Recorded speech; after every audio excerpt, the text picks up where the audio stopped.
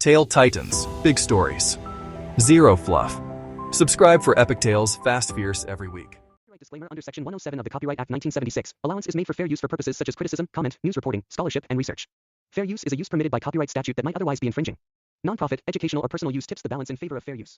வணக்கம் நண்பா. இப்போ நாம் மாவீரன் ஹத்தீம் அப்படிங்கிற ஒரு பிரம்மாண்டத்தோடு தான் பார்க்க போகிறோம். வாங்க எபிசோடுக்குள்ளே போகலாம். எபிசோடோட ஸ்டார்டிங்லேயே நமக்கு ஒரு புனித தலத்தை காட்டுறாங்க. அந்த புனித தலத்துக்கு ஒரு ராஜா ஒரு ராணியோ ரொம்ப சோகமாக நடந்து வந்துக்கிட்டு இருக்காங்க. அப்படி அவங்க அந்த புனித தலத்துக்கு முன்னாடி முட்டி போட்டு எப்படியாவது எங்களுக்கு ஒரு குழந்தையை கொடுங்க, நாங்கள் ரொம்ப வருஷமாக குழந்தை இல்லாமல் தவிக்கிறோம், எங்களுக்கு குழந்தை கொடுங்க, உங்களை நம்பி தான் வந்திருக்கோம், மழை போல் உங்களை மட்டும் தான் நாங்கள் நம்பி இருக்கோம் அப்படின்னு வேண்டிக்கிறாங்க. இப்போ நமக்கு தூரத்தில் ஒரு மலை பிரதேசத்தை காட்டுறாங்க. அப்போ அந்த பனிமலையில் ஒருத்தவன் கத்தியோட படிக்கட்டி ஏறி கொஞ்சம் கொஞ்சமாக மேலே போய்கிட்டு இருக்கான். அப்போ ஒரு குடல் வாசர்காம் வா வந்து என்னை விடுவி, என்னை விடுதலை கொடுங்க, எப்படியாவது இந்த உலகத்தில் இருளை பரப்பணும், நாம தான் சேர்ந்து இதை செய்யணும், என்னை விடுவி, எனக்கு விடுதலை கொடுங்க அப்படின்ற மாதிரி ஒரு பொண்ணு கேட்டுக்கிட்டே இருக்கு. இந்த பக்கம் நமக்கு சர்காமை காட்டுறாங்க. அப்போ சர்காம் நான் இருக்கேன், நான் அதுக்கு தானே வந்திருக்கேன், கண்டிப்பாக நான் உங்களை விடுதலை செய்வேன், நம்ம சேர்ந்து இந்த உலகத்தை ஆட்சி செய்யலாம் அப்படின்னு சொல்லி வேகமாக வந்து அந்த பனி ஐயாவோட வெட்டுறான். பார்த்தா அதுக்குள்ளேருந்து ஒரு சக்தி வருது. அந்த சக்தி நேராக சர்காமோட உடம்புக்குள்ளேயே போகுது. இதுக்கப்புறம் நான் தான் இந்த உலகத்தையே நான் தான் ஆட்சி செய்வேன், இதுக்கப்புறம் எல்லாமே நான் தான் அப்படின்ற மாதிரி சொல்லுது. சர்காமும் அப்படியே கீழே விடுறான். கீழே விழுந்த சர்காம் இப்போ அந்த தீய சக்தியோட துணையோட சொல்கிறான், இனி இந்த உலகத்தில் இருளை பரப்புறது என்னோட பொறுப்பு, ஒரு ராஜ்யமாக பிடிச்சி எல்லா ராஜ்யத்தையும் என் கண்ட்ரோலுக்குள்ளே கொண்டு வந்து இந்த உலகத்தில் நான் இருளை பரப்புவேன் அப்படின்னு சொல்கிறான். இப்போ நமக்கு கடலை காட்டுறாங்க. கடலில் ஒரு மந்திர குரு தனியாக பயணிச்சு ஒரு தேசத்தை நோக்கி வந்துக்கிட்டு இருக்காரு. அப்படி அவர் அந்த தேசத்துக்குள்ளே வந்தவொடனே அங்கே இருக்கிற காவலர்கள்லாம் அவரை மரியாதை செஞ்சு அவரை வழி அனுப்பி வைக்கிறாங்க. அப்படி வேகமாக உள்ளே வந்த அவர் அந்த நாட்டோட ராஜா சந்திக்கிறாரு. அப்படி அந்த நாட்டோட ராஜாவை சந்திச்சு அவர் ஒரு விஷயத்த சொல்கிறாரு, இது மாதிரி நமக்கு பெரிய ஆபத்து இருக்குது, நாம் கட்டி வச்சிருந்த அந்த 7 கேள்விக்கான பதிலையும் ஒருத்தவன் கண்டுபிடிச்சி அந்த தீய சக்தியை விடுவிச்சிட்டான் அப்படின்னு சொன்ன உடனே அந்த ராஜாவால் நம்பவே முடியல. என்ன சொல்கிறீங்க, அதுக்கு வாய்ப்பே இல்லையே, இப்படி அவனால் கண்டுபிடிக்க முடியும், அப்படி ஒரு சொன்னால் கண்டுபிடிக்க முடியாது, நம்ம இறைவனோட சக்தியால் தானே அந்த 7 கேள்வியும் வச்சு கட்டுப்படுத்தணும் அப்படின்னு சொல்லும்போது, நாமளும் இறைவனோட படைப்பு தானே, அப்புறம் இப்படி இறைவனோட படைப்பு நம்மளால இது சாத்தியம் இல்லாமையா இருக்கும், அப்படி தான் ஒருத்தவன் அதை விடுவிச்சிடுறான். ஒரு தீய சக்தி இப்போ அந்த அரக்கனை விடுவிச்சதுனால இப்போ அவன் மறுபடியும் இந்த உலகம் ஃபுல்லாக இருளை பரப்பத்துக்கு முயற்சித்து போகிறான் அப்படின்னு உடனே இப்போ என்ன பண்ணுறது, இதுலேருந்து எப்படி நம்ம தப்பிக்கிறது, இதுக்கு ஏதாவது வழி இருக்கானோடனே ஒரு வழி இருக்குது, அது வேறு எதுவும் இல்லை, ஓ மகன் தான் அப்படின்னு என்ன சொல்கிறீங்க, ஏன் மகனா, எனக்கு தான் குழந்தை இல்லையா, உங்களுக்கு தெரியாத மறந்து போச்சு அப்படின்னோடனே அப்போ குடும்பத்தை ஓடி வந்து சொல்கிறான், அந்த மாதிரி ராணி கர்ப்பமாக இருக்காங்க அப்படின்னோடனே இந்த ராஜாவுக்கு அதிர்ச்சியோடு அப்படி அந்த மத குரு பார்க்குறேங்க என்ன தான் நடக்குது அப்படின்ற மாதிரி கேட்குறான். அதுக்கு அப்புறம் சொல்கிறாரு, ஆமாம் இதெல்லாம் ஆல்ரெடி எழுதி வைக்கப்பட்ட ஒரு விதி, ஓம் பையன் தான் இந்த உலகத்தில் நல்ல சக்தியாக பிறந்து அந்த 7 கேள்விக்கான விடையும் கண்டுபிடிச்சி அந்த அரக்கனை அடிக்க போகிறான் அப்படின்னு சொன்னோடனே அந்த ராஜா அப்படியே பார்க்குறாரு.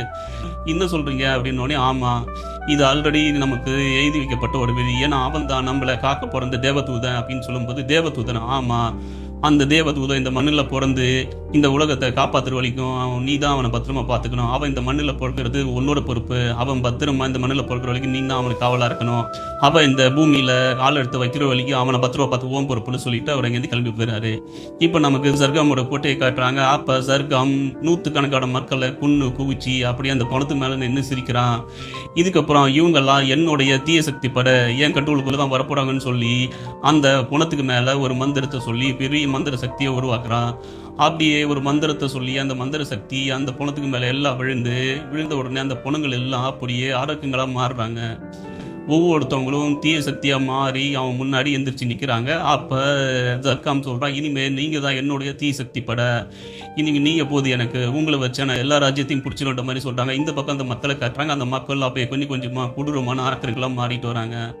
அந்த பெண்கள் எல்லாம் அப்படியே எந்திரிச்சு அரக்க கூட்டமாக வந்து நிற்கிது. அப்போ சர்காம் சொல்கிறான், இதுதான் என்னுடைய தீய சக்தி பட, இது போதும் அப்படின்ற மாதிரி சொல்கிறான். இப்போ நமக்கு இந்த தேசத்தை காட்டுறாங்க. அப்போ அந்த ராஜா அந்த ராணிகிட்ட சொல்கிறாரு, இந்த மாதிரி நமக்கு பிறக்க போகிற குழந்தை ஒரு தேவதூதன் அப்படின்றது அவனுடைய லட்சியம் என்னன்றதையும் எல்லாத்தையும் சொல்றாரு. அப்ப அந்த ராணி சொல்றாங்க, நீங்க சொல்றதெல்லாம் ஓகே தான், ஆனா நம்ம பையன் எப்படி அப்படின்ற மாதிரி சொன்னோடனே நீ கவலைப்படாத, நம்ம பையன் சாதிப்போம் அப்படின்ற மாதிரி சொல்றாங்க. இப்ப சர்காம் அந்த தீய சக்தியோட படைய வச்சு ஒரு நாடா பிடிச்சிட்டு வரான்.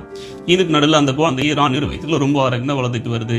இப்ப நமக்கு சர்காமுடைய படையை காட்டாங்க. கொஞ்சம் கொஞ்சமா அவன் நிறைய நட பிடிச்சிட்டு வந்துடுவான். இந்த பக்கம் மதகுரு ரொம்ப தூரம் பயணிச்சு தேவலோகத்துக்கே வந்துடுறாரு. தேவலோகத்துக்கு வந்து அங்க இருக்கிறவங்க கிட்ட அந்த மாதிரி நான் தேவதைகளை பார்க்கணும் அப்படின்ற மாதிரி சொல்றாங்க. அவங்களும் வாங்க போதும் அப்படின்னு கூட்டு போய் தேவதை கிட்ட காட்டுறாங்க. அப்போ அந்த தேவதைங்கிட்ட இந்த மாதிரி எல்லாத்தையும் சொல்கிறாரு மதகுரு. என்னென்ன நடந்துச்சுன்னு சொல்லும்போது அவங்கெல்லாம் நீங்கள் எதுக்குமே கவலைப்பட வேணாம், எங்களுடைய துளை இருக்குது, நாங்கள் கண்டிப்பாக துளையாக இருப்போம்னு சொல்லி ஒரு செயினை கொடுத்து இது அந்த குழந்தை கழுத்தில் மட்டும் போட்டுங்கன்ற மாதிரி சொல்லிட்டாங்க. அதை வாங்கிட்டு மதகுரு வாங்கின்னு வந்துடுறாரு. இந்த பக்கம் ஓடி வந்து இந்த மாதிரி நச்சேக்கின்றாங்க, அதாவது ராணியை ஓந்த வந்துச்சு, அது ஆண் குழந்தை அப்படின்றாங்க. ஓடி வந்து பார்த்தா குழந்தை இருக்குது. அதை பார்த்து ராஜாவுக்கு சந்தோஷம் தாங்கலை. இவன் கண்டிப்பாக சாதிக்க போகிறவன் தான், இவன் சாதிச்சிருவோன்ற மாதிரி அவனை தூக்கி ராஜா கொஞ்சிறாரு. ராணியும் அவன் மேலே அன்பு காட்டுறாங்க. இப்படியே நமக்கு அந்த குழந்தையை காட்டுறாங்க. அந்த குழந்தை தான் ஹாத்தி, மாவீரன் ஹாத்தி. இப்போ ஹாத்திமை அவங்க எல்லாம் சந்தோஷமாக கொஞ்சிக்கிட்டு இவன் தான் இந்த உலகத்தையே சாதிக்க போகிறவன், இந்த தீய சக்தி அடக்க போகிறவன்ற மாதிரி சொல்லிட்டு ராஜா அவனை அப்படியே பாசமாக பார்த்துக்கிறாரு. இந்த பக்கம் நமக்கு ஜர்காமோட கோட்டையை காட்டுறாங்க. அப்போ ஜர்காமோட கோட்டையை காட்டும்போது ஜர்காமோட கோட்டையில் ஒரு மந்திரவாதி, அவன் தான் ஜர்காமோட மந்திரவாதி. அந்த மந்திரவாதி தரையில் காதை வச்சு எதையோ கேட்குறான். அவன் அப்படியே தரையை காதில் வச்சு கேட்கும்போது அவனுக்கு ஒரு விஷயம் தெரியுது, ஒரு இதய பிடிப்பு, அதாவது ஒரு நல்ல சக்தியோட இதய திருப்பி கேட்டோடனே என்னது அது பிறந்துருச்சா அப்படின்ற மாதிரி சொல்லி கொடுக்கணும்னு நேராக ஜர்காம் பக்கம் ஓடி வரான். அப்போ ஜர்காம் கத்திக்கிட்டே ஜர்காம் கிட்ட வரான். அப்போ ஜர்காம் என்னாச்சு உனக்கு அப்படின்னோடனே ஆபத்துன்னொடனே நம்மளால தான் மற்றவங்களுக்கு ஆபத்து, நமக்கு என்ன ஆபத்து அப்படின்ற மாதிரி கேட்குறான். அதுக்கு இந்த மாதிரி அந்த குழந்தை பிறந்துருச்சு அப்படின்னோடனே எந்த குழந்தை அப்படின்னோடனே அந்த நல்ல சக்தி, அந்த புதிய சக்தி, அந்த தேவதூதா அந்த குழந்தை பிறந்துருச்சுன்னொடனே அதுக்கு வாய்ப்பே இல்லை, எப்படி பிறக்க முடியும் அப்படின்னோடனே எருவின் சக்தி நார்க்கும் போது நல்ல சக்தியானோடனே ஆமாம் நம்மளை அடிக்க அந்த நல்ல சக்தி பிறந்துருச்சு, நம்ம இப்படியே விட்டோம்னா அந்த சக்தி நம்மளை அடிச்சிடனோடனே என்ன அடிக்க எவன்டா இருக்க முடியும், என்ன அடிக்க எவனாலும் இருக்க முடியாதுன்னு சொல்லிட்டு இந்த ஜலம் மந்திரவாதியை கழுத்து பிடிச்சி அப்படியே தூக்குறான். அப்போ அந்த மந்திரவாதி நான் சொல்றது ஏறி ஆத்திர கொடுத்த நேரம் இல்லை அப்படின்ற மாதிரி சொல்கிறான். இப்போ நமக்கு நன்மையோட தேசத்தை காட்டுறாங்க. இங்கே மகாராஜா அப்படியே சோகமாக இப்போ எப்படி இந்த குழந்தைய நம்ம காப்பாற்றுறது, அது போல கண்டிப்பாக எதிரிகளாக வருவாங்களே, என் குழந்தைக்கு நிறைய ஆபத்து இருக்குன்ற மாதிரி ராணிக்கிட்ட இப்போ எழுக்கும் இந்த விஷயத்த சொல்கிறாரு. நம்ம ராஜ்யத்துக்கும் நம்ம குழந்தைக்கும் ஒரு பெரிய ஆபத்து இருக்குது அப்படின்னோடனே என்ன ஆபத்து அப்படின்னு கேட்கும்போது இந்த மாதிரி மதகுரு சொன்ன எல்லாத்தையுமே ராஜா ராணிக்கிட்ட சொல்கிறாரு. அது கேட்ட ராணி எல்லாம் தாங்க முடியல, என்ன சொல்கிறீங்க அப்படின்னோடனே ஆமாம் நம்ம குழந்தைக்கும் ஆபத்து இருக்குது, நம்ம ராஜ்யத்துக்கும் ஆபத்து இருக்குது, எப்படியாவது நம்ம குழந்தை தான் அந்த 7 கேள்விக்கான பதிலை கண்டுபிடிச்சு அந்த அரக்கனை அழிக்கணும்னு சொல்லும்போது ராணி எல்லாம் சுத்தமாக தாங்கிக்க முடியல. என்ன சொல்கிறீங்க அப்படின்னு ராணி அழுகுறாங்க. ராஜா வேறு வழி இல்லை அப்படின்னு சொல்லிட்டு இங்கே ராஜா அங்கே கீழே இருக்கிற சிற்றரசர்கள்லாம் கூப்பிட்டு இந்த மாதிரி விஷயத்த சொல்கிறாரு. நம்ம ராஜ்யத்துக்கு பெரிய ஆபத்து இருக்குது, இப்போ நம்ம என்ன பண்ணுறது அப்படின்னு சொன்னோடனே நீங்களே கவலைப்படுறீங்க, அதான் நாங்களாக இருக்குல்ல, நாங்கள் எப்பயாவது நம்ம ராஜ்யத்துக்காக போராடி காப்பாற்றுவோம் அப்படின்னு சொல்லும்போது எதிர்த்து வரவன் யாருன்னு தெரியும்ல, ஜர்காம் தீய சக்தி, அவனை எடுத்து நம்ம எப்படி போராட போகிறோம் அப்படின்ற மாதிரி ராஜா கேட்குறாங்க. அப்போ அங்கே இருக்கிறவங்கள அதை பற்றி நீங்கள் கவலைப்பட தேவையில்ல, எங்கள் உயிர் கொடுத்தது நாங்கள் காப்பாற்றுவோம்னு சொல்லும்போது உயிரே கொடுத்ததுக்கப்புறம் நம்ம எப்படி நம்ம ராஜ்யத்தை காப்பாற்ற முடியும் அப்படின்ற மாதிரி சொல்கிறாரு. அங்கே இருக்கவங்கள என்ன சொல்கிறதுனே தெரியாமல் அப்படியே முடிக்கிறாங்க. அப்போ இதுக்கு ராஜா என்ன சொல்கிறாருன்னா இதுக்கு ஒரே வழி தான் இருக்குது, நாம் எப்படியாவது நம்ம இளவரசரை மட்டும் காப்பாற்றி ஆகணும் சொல்லி இருக்கும்போதே அங்கே மதகம் வந்துட்டாரு. மதகோட பார்த்த ராஜாவுக்கு ரொம்ப சந்தோஷமாக இந்த மாதிரி எப்படியாவது இவனை காப்பாற்றுங்க, இவன் உங்கள் பொறுப்பு, நீங்கள் தான் இவனை காப்பாற்றணும், தர்காம நாங்கள் பார்த்துக்குறோம் அப்படின்ற மாதிரி சொல்கிறாரு. ராணியும் அப்படியே பெரிய வெடியோட என் மகனை பார்த்துக்கோங்க, இவன் தான் எங்களுக்கு ஒரே சொத்து அப்படின்ற மாதிரி சொல்லிட்டு இனிமேல் இவன் உங்கள் பொறுப்புன்னு சொல்லிட்டு அந்த மதக கையில் கொடுத்துட்றாங்க.